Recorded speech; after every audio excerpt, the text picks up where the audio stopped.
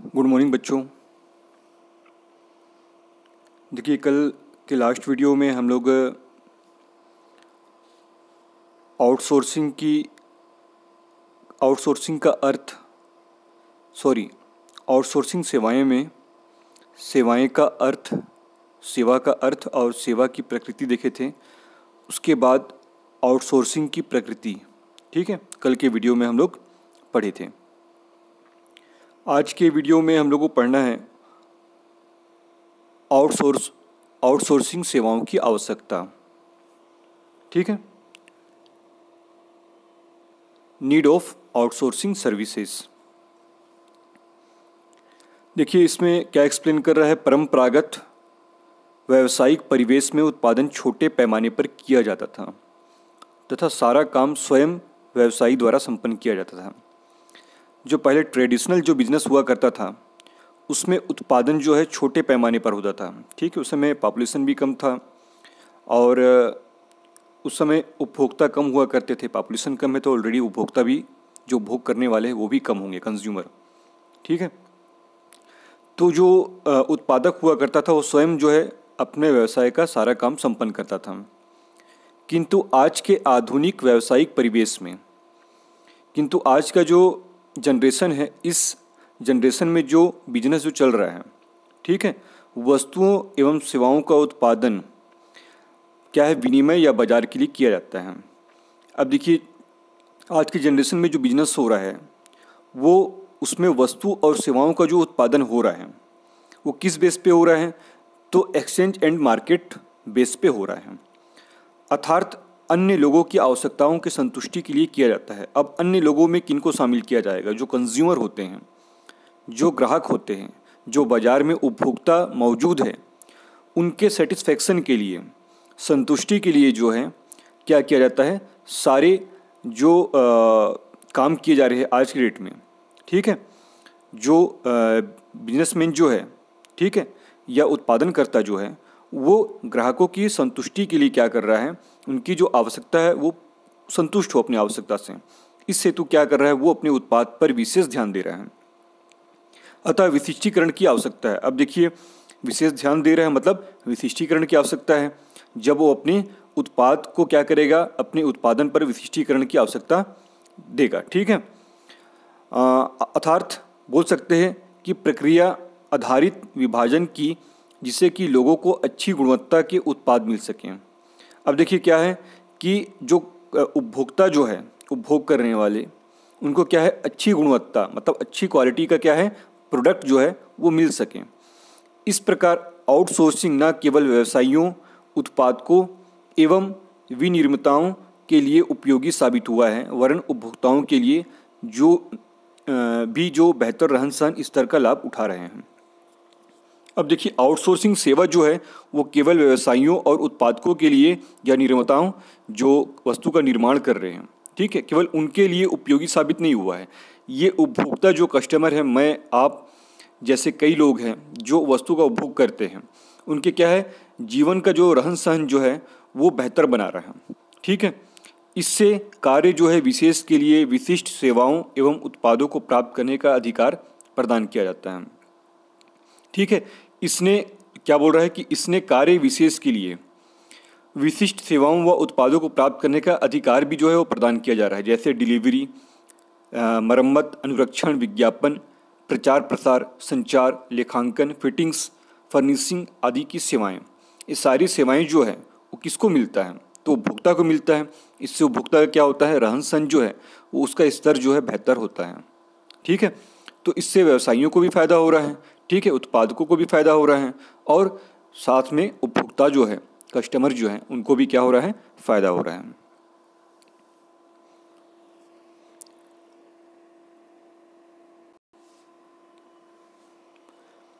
अब देखिए, आउटसोर्सिंग की मुख्य आवश्यकताएं निम्न प्रकार से वर्गीकृत की जा सकती हैं।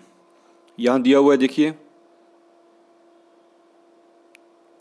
आउटसोर्सिंग की मुख्य जो आवश्यकताएं जो है, क्या क्या उसका जो मुख्य आवश्यकता है वो उसको हम लोग कुछ निम्न भागों में वर्गीकृत करके पढ़ सकते हैं। जैसे व्यवसाय का वर्धन, ठीक है, पहले नंबर पे क्या दिया हुआ है, व्यवसाय का वर्धन। इन्हेचमेंट ऑफ बिजनेस, प्रत्येक व्यवसायी अधिक से अधिक लाभ तथा व्यक्तित्व विकास की आकांक्षा करता है। देखिए जितने भी बिजनेसमैन हो क्या करते हैं, अधिक से अधिक लाभ कमाना चाहते हैं और अपना विकास करना चाहते हैं, ठीक है, उसकी आकांक्षा रखते हैं। इस हेतु उसे लोगों को मानक और विशिष्ट गुणवत्ता के उत्पाद प्रदान करके अपने को अन्य व्यवसायियों से भिन्न होने का प्रयास करना चाहिए। इसलिए व्यवसायी क्या करेगा, जो दूसरे व्यवसायी है उनसे बेहतर वस्तु जो है उपभोक्ता को उपलब्ध कराकर उनसे बेहतर बनने की क्या करेगा, प्रयास करेगा, कोशिश करेगा या करना चाहिए। इस उद्देश्य को प्राप्त करने के लिए उसे आउटसोर्सिंग सेवाओं का उपयोग करना चाहिए ताकि वह अपने सपनों को साकार कर सके। उनका सपना क्या होता है कि अधिक से अधिक लाभ कमाना और अपना विकास करना, ठीक है। तो वो आउटसोर्सिंग जब तक संसाधन का यूज़ नहीं करेगा, आउटसोर्सिंग सेवाओं को जब तक यूज़ नहीं करेगा तब तक क्या है, वो अपने सपनों को साकार नहीं कर सकता है, ठीक है। अब देखिए दूसरा पॉइंट क्या है, अधिक आवश्यकताओं की संतुष्टि, सेटिस्फैक्शन ऑफ मोर वर्क्स। मानव की आवश्यकताएं असीमित हैं।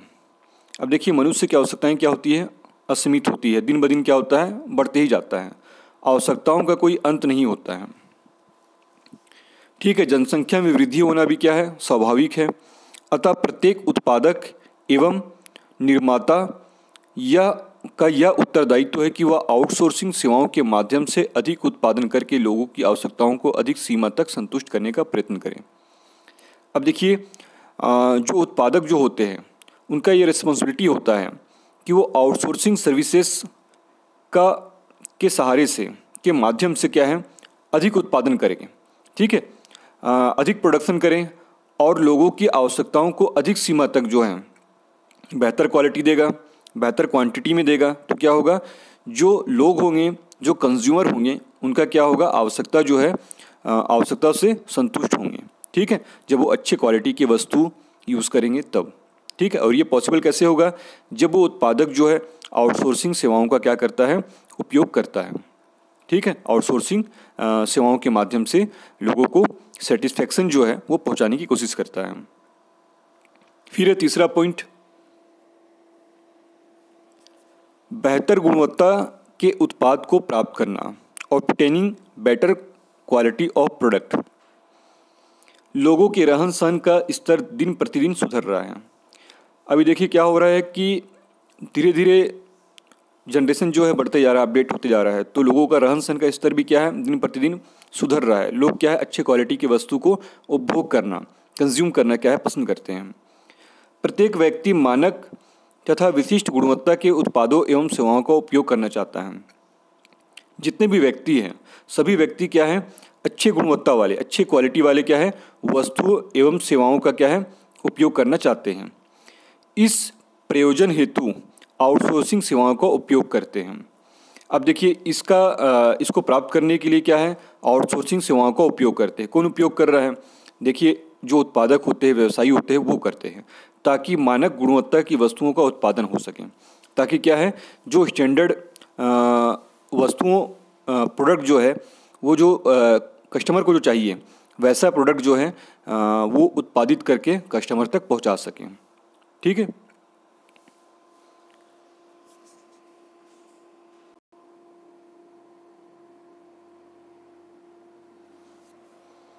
अब देखिए उसके बाद है आउटसोर्सिंग सेवाओं के हितलाभ या फायदे, बेनिफिट्स ऑफ आउटसोर्सिंग सर्विसेज। तो आउटसोर्सिंग सेवाओं के एक व्यावसायिक प्रतिष्ठान को निम्नलिखित लाभ हैं।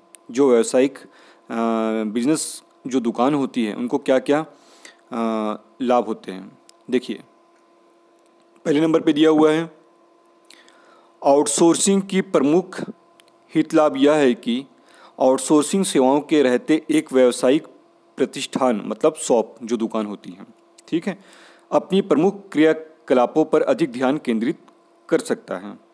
जो व्यावसायिक प्रतिष्ठान जो होते हैं वो क्या करते हैं, अपनी उनकी प्रमुख क्रियाकलाप जो होते हैं, कार्य जो होते हैं, उस पर अधिक ध्यान क्या करता है, केंद्रित करता है, सेंट्रलाइज करता है, ठीक है। और अपनी द्वितीय सेवाएं जो है जैसे विज्ञापन, वित्तीय सेवाएं किसी बाह्य एजेंसियों पर छोड़ देता है। अब देखिए उसका मुख्य कार्य क्या होता है, उसका मुख्य क्रियाकलाप क्या होता है, कस्टमर पर ध्यान देना, अपनी दुकान का साफ सफाई वगैरह जो होता है उस पर जो है ध्यान देता है।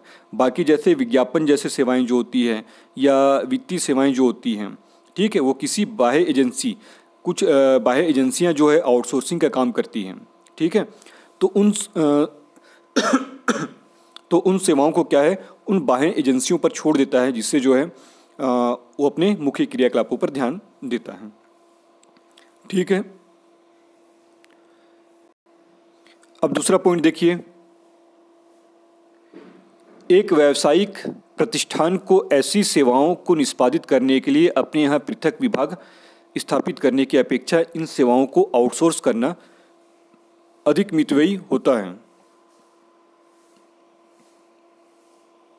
मितव्ययी का मतलब क्या होता है, कम खर्च। देखिए क्या है, एक जो व्यावसायिक जो बिजनेसमैन शॉप जो होते हैं, बिजनेस शॉप होते हैं, वो ऐसी सेवाओं को अपने यहाँ पृथक विभाग ना बनाकर, जैसे एक बड़े बड़े जो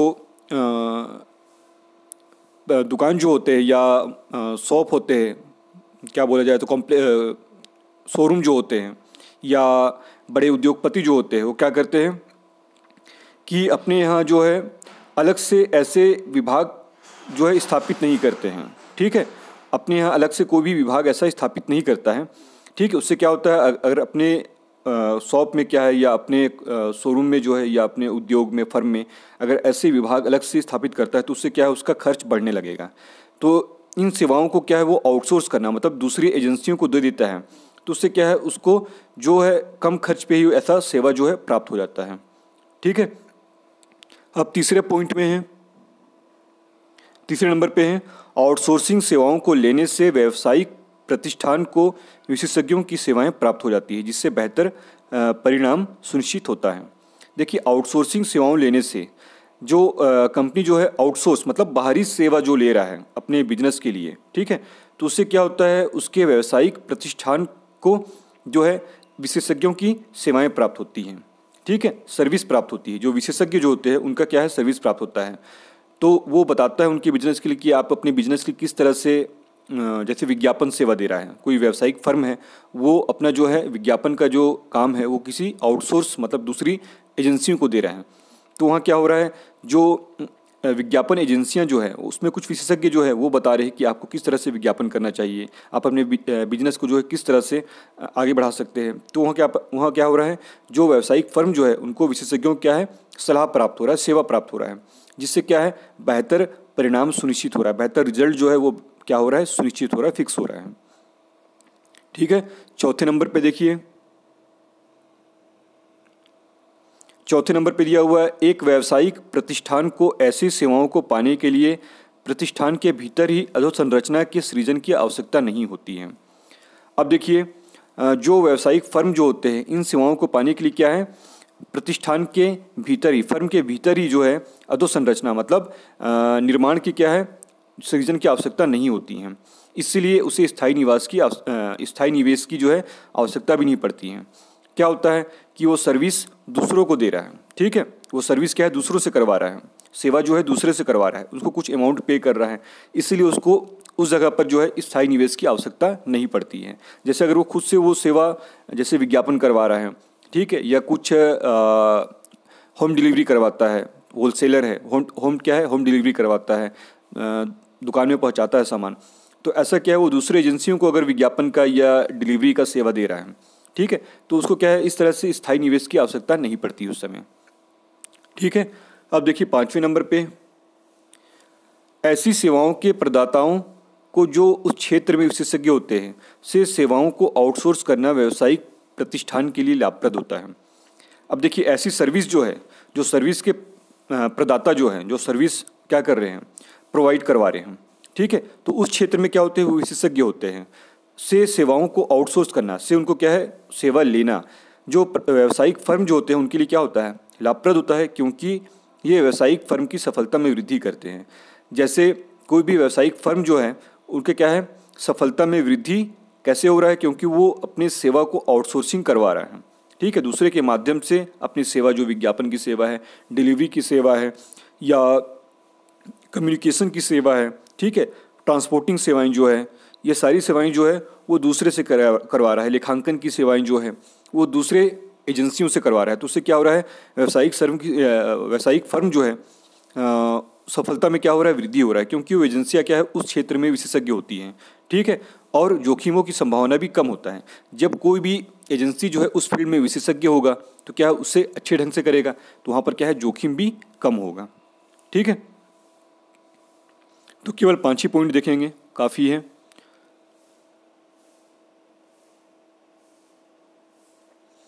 अब देखिए नेक्स्ट जो टॉपिक है अपना, आउटसोर्सिंग के प्रकार। तो ये बहुत ज़्यादा कॉम्प्लिकेटेड नहीं है, 3-4 ही दिया है वो बुक में, वित्तीय सेवाएं। इसमें तो पॉइंट में तो बहुत ज़्यादा दे दिया है, 10 दे दिया है। वित्तीय सेवाएं, विज्ञापन सेवाएं, कोरियर सेवाएं, ग्राहक समर्थन सेवाएं, परिवहन सेवाएं, बीमा सेवाएं, बैंकिंग सेवाएं और स्वास्थ्य सेवाएं, लेखांकन सेवाएं और संचार सेवाएं आदि। तो इस तरह से काफ़ी ज़्यादा दिया हुआ है और बुक में जो एक्सप्लेन केवल 3-4 को ही किया है। तो आप इसको समझने की कोशिश कीजिएगा और जहाँ पास नहीं समझ में आएगा उसको पूछ लीजिएगा, ठीक है। तो इस तरह से जो अपना चैप्टर जो है यहाँ पास ये कंप्लीट हो जाएगा, ठीक है।